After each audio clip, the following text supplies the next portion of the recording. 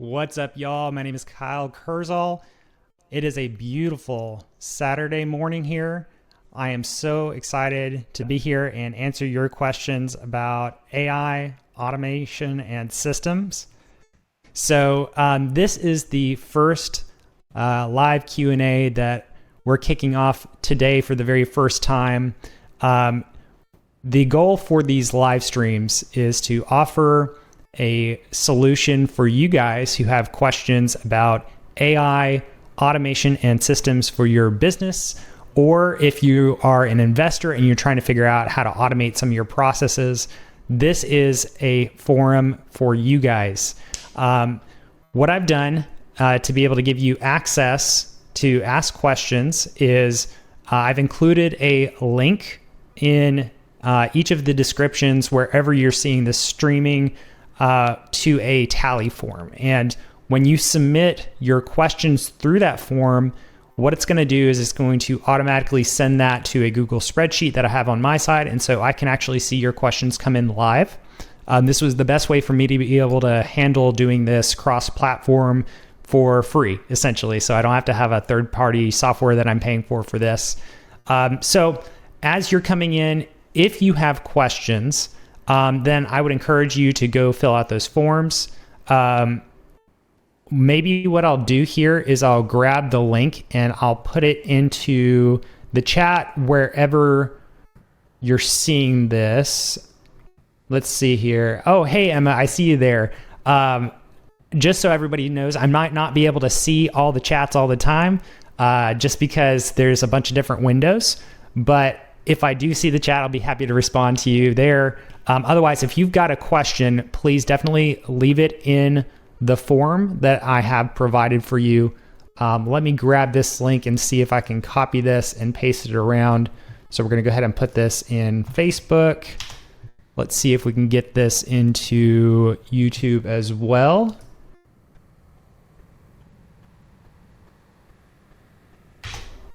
And let's also see if we can get this on LinkedIn.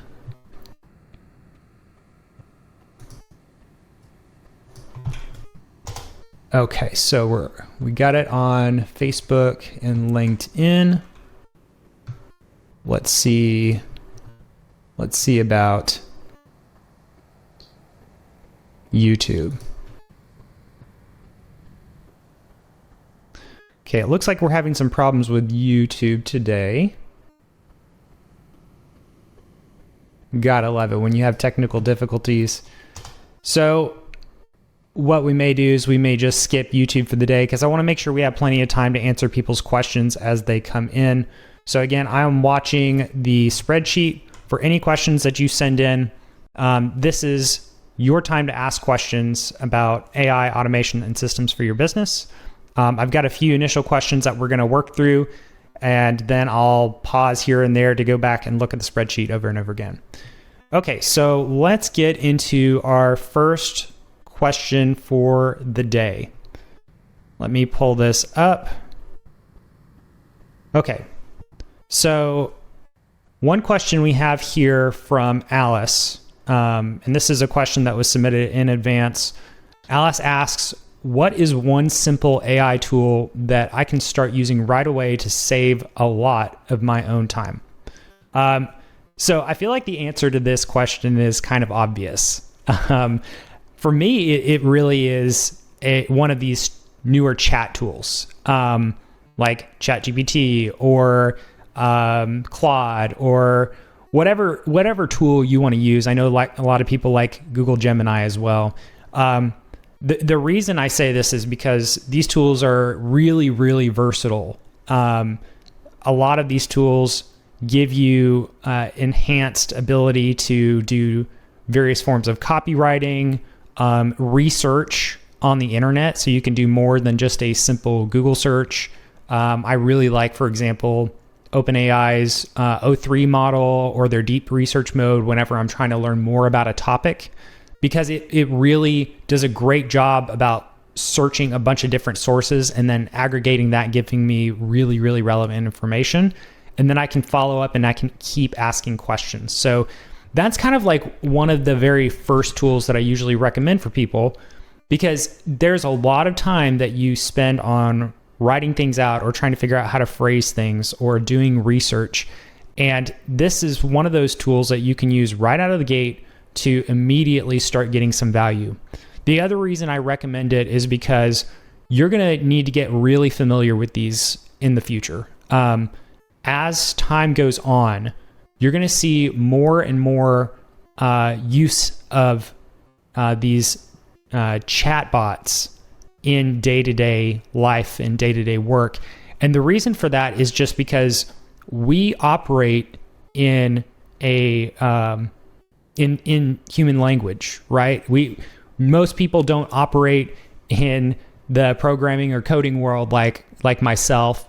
Most people don't have those types of skill sets, but oftentimes people need to be able to quickly find information that's relevant or go kick off some task, and they can describe the way they want it done in English, Spanish, or whatever language they're speaking. So what you're going to start seeing over the next year, it's already kind of started, is that these chat tools are going to be integrated with other services, other tools. And when you go in and you start asking it to do things for you, it's going to be able to reach out to your tools or reach out to your databases that you have connected. It's going to be able to perform actions on your behalf and pull information from lots of different sources and then give it back to you. The other thing I expect to kind of see really over the next 1 to 2 years is that these chatbots aren't just going to be chatbots that you type in. They'll actually be like voice-powered AI chatbots, essentially. And those will also have access to those tools because it's the same underlying technology. All that's happening is when you talk, it's just taking what you say, transcribing it, putting it in the model, and then taking the text back out and then speaking it back to you. So that's a long way to say I would start using these tools like Claude, ChatGPT, or Google Gemini. Get really familiar with them, get really good at them. You're going to start saving tons of time in the long term. And then I would start kind of learning a little bit about and paying attention to what are the tools that they're going to be plugged into in the future, because over time, this is going to be incredibly powerful for people. All right, so let me go take a look at our spreadsheet to see if we've got any new questions. Okay, so we've got another question here from Brian. He says, how could AI sort my email so that only I can see the messages? So I only see the messages that really matter.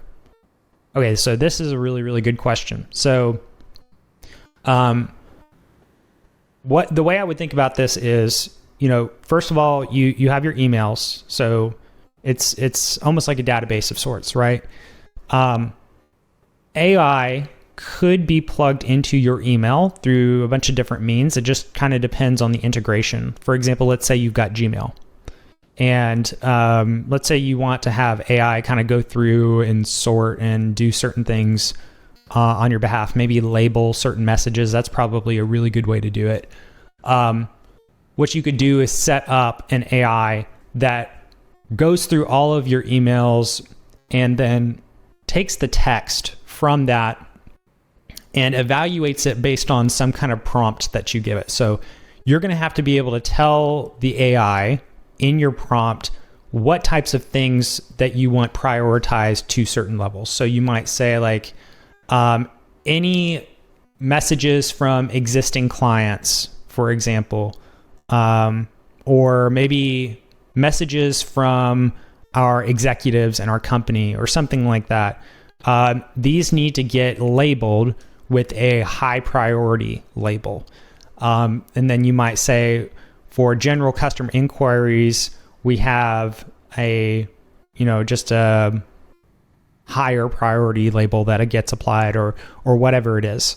And then that AI can go through, it can read your messages, figure out the context, and then apply the label. So that's one way that you could use AI to help sort your mail. I would do it probably with something like labels.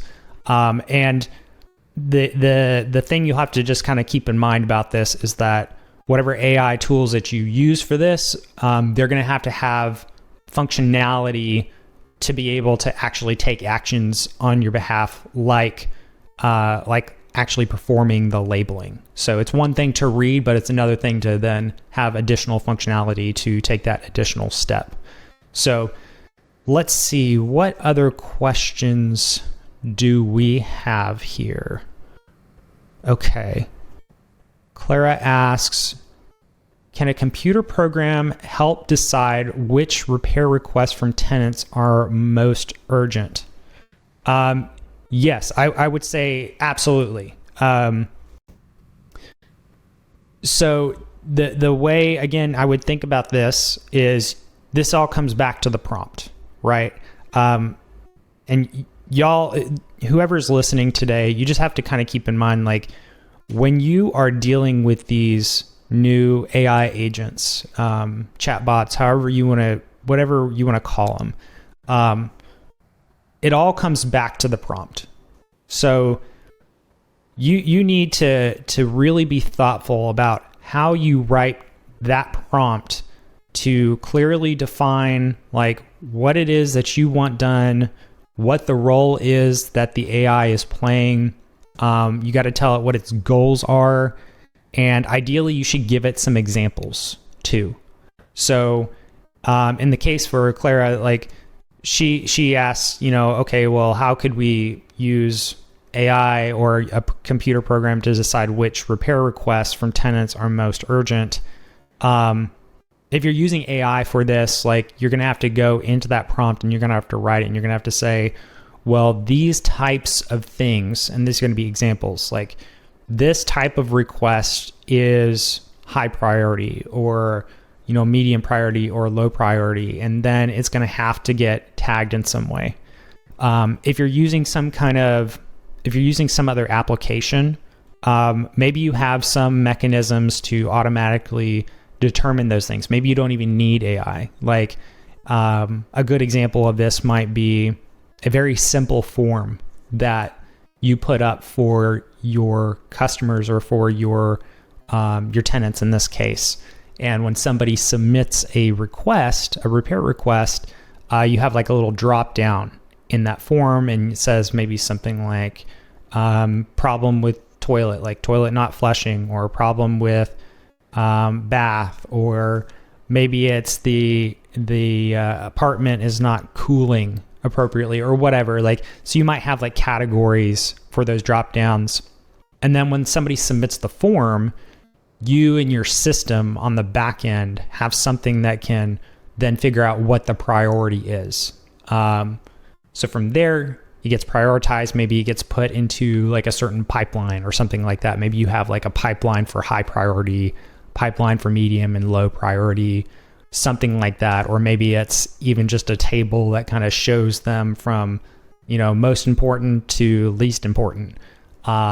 Maybe it tags it with urgency based on how long it's been since you responded, or something like that. So it's definitely possible for you to do this with a program of some kind.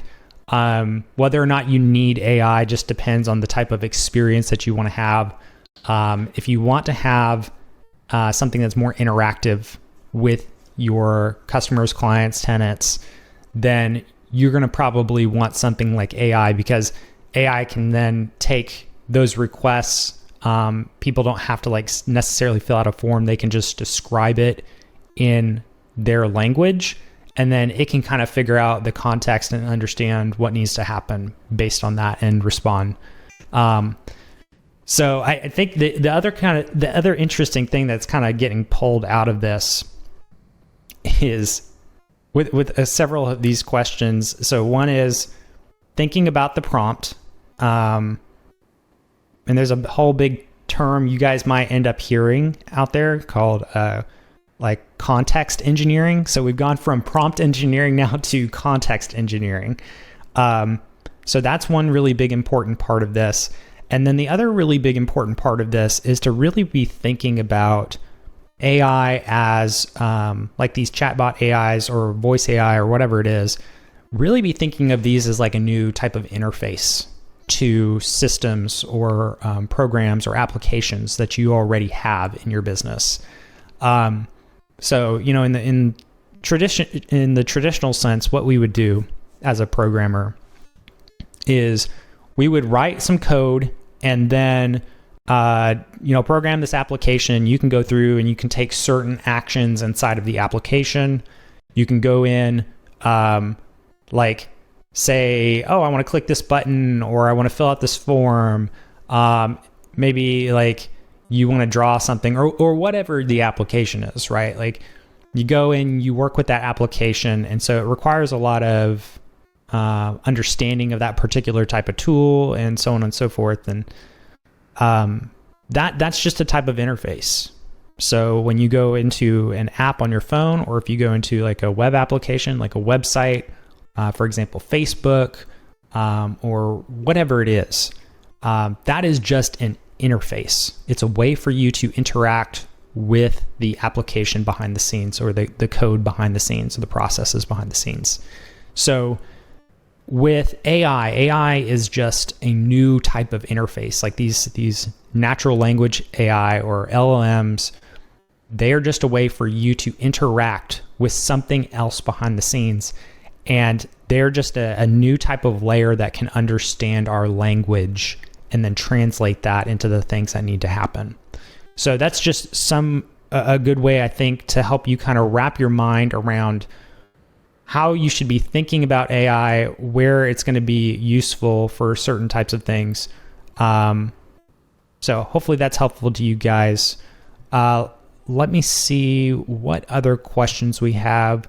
We are getting close to our time. We've got about roughly 10 minutes or so here before we're going to wrap this up for the day. So let me see if we've got any questions. And let me see if we've also got any chats. So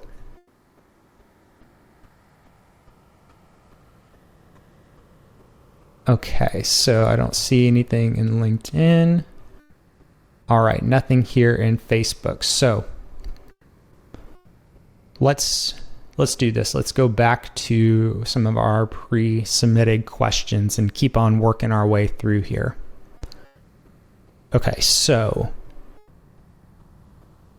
David asks, is there an easy way for my staff to build small automations without knowing how to code? Okay, this is a really good question. I really, really like this. The answer is yes and kind of no. So the answer is yes, because we have a lot of new tools out there that I really think are neat, right? And I say new, technically some of these have been around for a while. And some good examples of these are like Zapier, Make, for example, Make.com, and N8N. These are some really well-known ones. There's a bunch of other newer ones that are coming out. I'm sure there's probably some that have existed for a very long time as well that I'm just maybe not aware of. There's a bunch of these types of things. So the neat thing about this is that these are tools that allow you to create automations in a visual way. And so you go through and you select a particular type of module, like for a particular type of platform. Like let's say you want to interact with Gmail, or you want to interact with Facebook, whatever it is. And then you go through and then you choose the tool that is going to do the thing that you need to do inside of that platform. Let me move over here a little bit so our screen is kind of following. I'll have to fix that later. So you go through into these platforms like Zapier or Make.com or N8N or whatever it is, and you say, okay, I need to take this action, and then you want to hook up that action to your next action. And it looks like this visual workflow, essentially.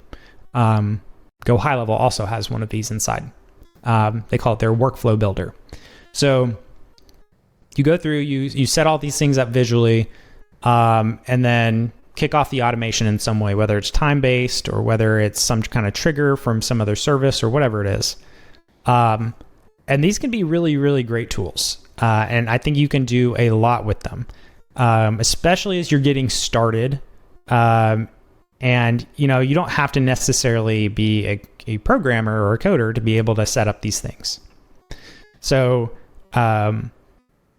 that's good news. And I think if you're willing to learn, you're willing to sit down and try to work through it, you're going to have to learn the tool, right? Because it is just a tool at the end of the day. You got to learn how it works. You got to learn how to integrate it, all of that stuff.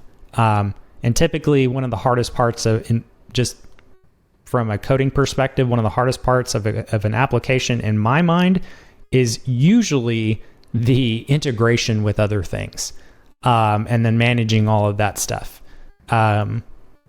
So that's great for most people, especially as you're trying to get started. So here's why I said kind of no. The reason I said kind of no is because at some point you find that you start learning how to think like a programmer if you are creating extensive automations. So in David's case, he's talking about building small automations. And I think he's probably going to be okay for most cases. So for him, I would say hey, if you want to start doing that, start with maybe considering Zapier as an option. If you want a little bit more control, maybe look at make.com. And then if you want really fine-grained control, then you might go to N8N. And these are just third-party software. Sometimes, again, some of these platforms have built-in workflows like Go High Level.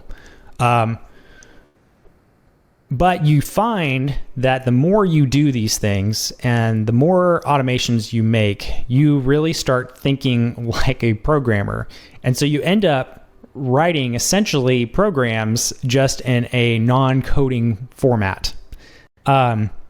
So what I would say is, you don't have to be a coder to start. You don't have to be a programmer to start.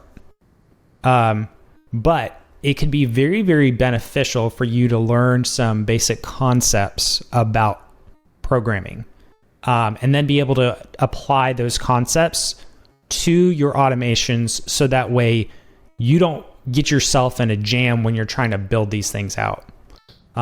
There's enough challenges with some of these tools already. Some of them have certain limitations that you can't quite get through.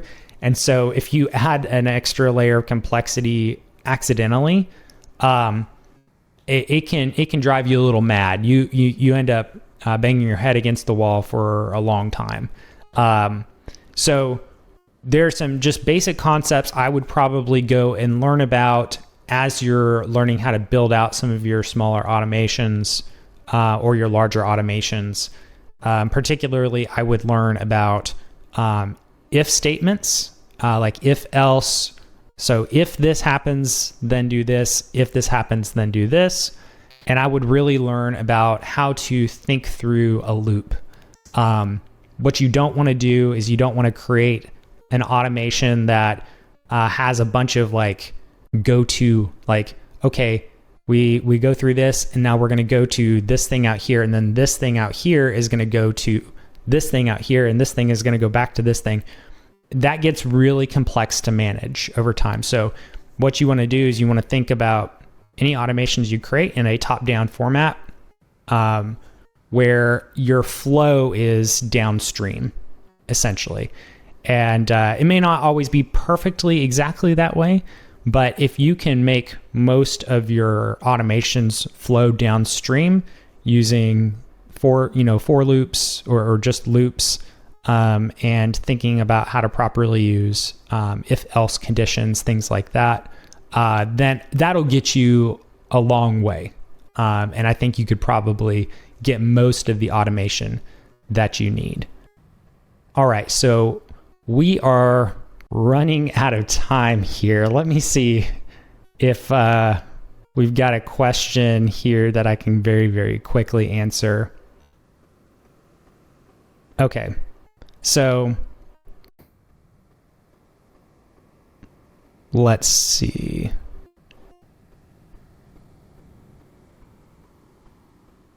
Okay, we got one from Felix.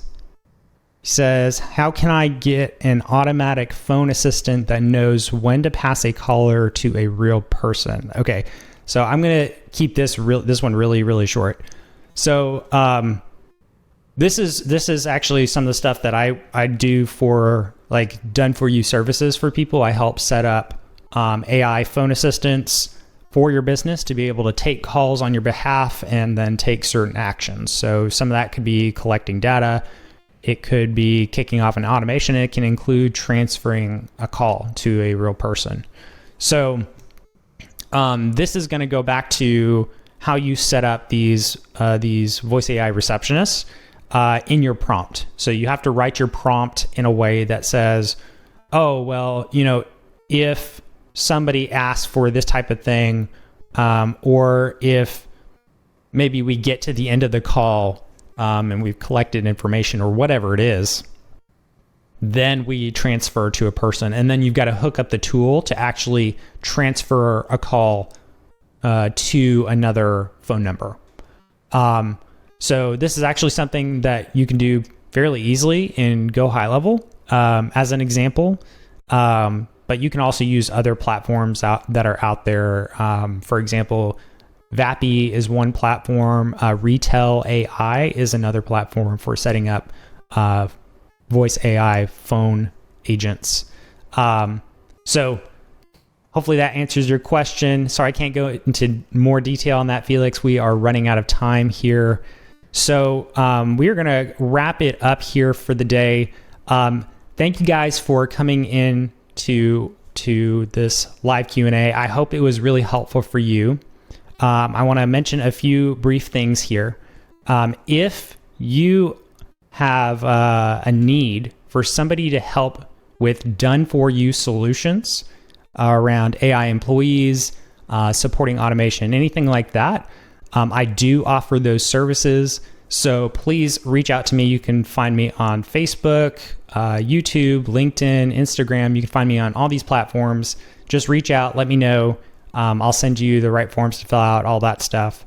And then the other thing I want to mention today is I know that there are some people out there who may have a need for ongoing support.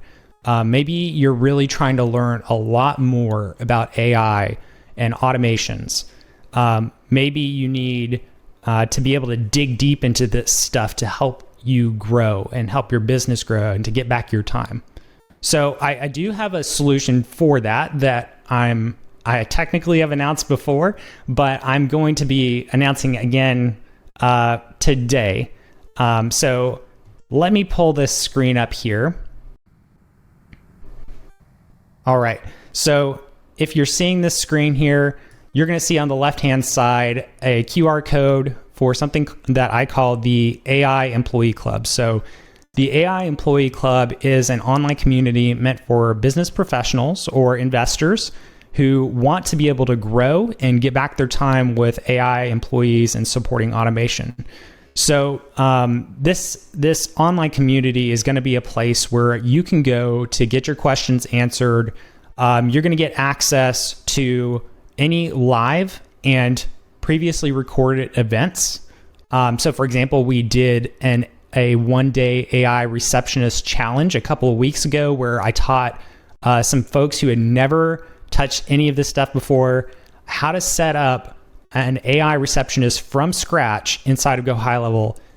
We went through the process of from scratch up to a more complex system where we had like an IVR system and multiple AI receptionists backing it. They also got some special tools to help them do that a lot more efficiently, like an AI to help them write their scripts.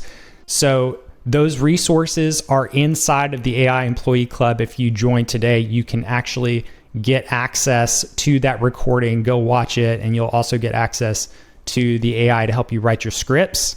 You're going to get access to the community chats. You're going to get access to any future resources that I put out, special behind the scenes videos where we're going to go in depth on certain things. For example, one of the things that we're probably going to be talking about in more detail are MCP tools and how this is going to be used by AI and how you can start taking advantage of these things. Today, we're probably going to look a little bit at some of this specifically for Go High Level because they just made an announcement. So that is really exciting. And then you're also going to get an extended live Q&A. So these live Q&As that I'm doing, we have this public facing portion for like 30 minutes, and we're doing these every Monday from 6 to 8 p.m. Central Time, and then we're going to try to do as many Saturday mornings as we can as well. But this is limited to only 30 minutes. So if you join the AI Employee Club, you're going to get an extra hour for at least for each of those sessions where you can come in, you can ask more detailed questions.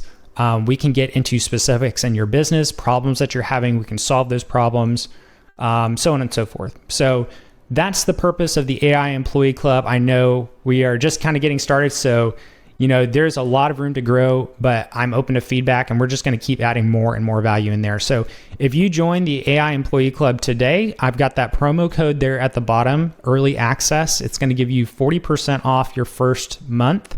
And going forward, I just wanted to let you know that is going to be a limited time. So you're going to have about a week to be able to redeem that code. After July, I think I set it for July 13th, that is going to expire. So this is probably the only time I'm going to give a promo code quite like that.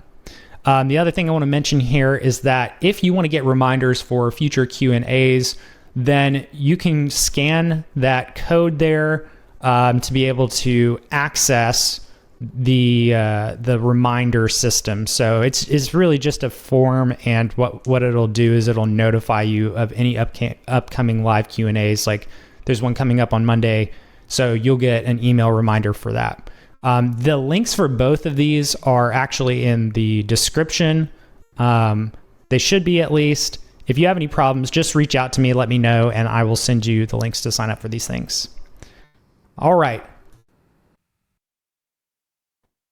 That is going to be it for today. Thank you guys for joining. I know we're a few minutes over, but we're going to cut this off here to the public, and now we're going to switch over to the AI Employee Club for the next hour to go into more detail on additional questions that people have, and also to maybe talk about a little bit more about Go High Level's new MCP servers. So I'm excited. It's time to get into it. Thank you for everyone who came today. Hope you have a good one. Take it easy.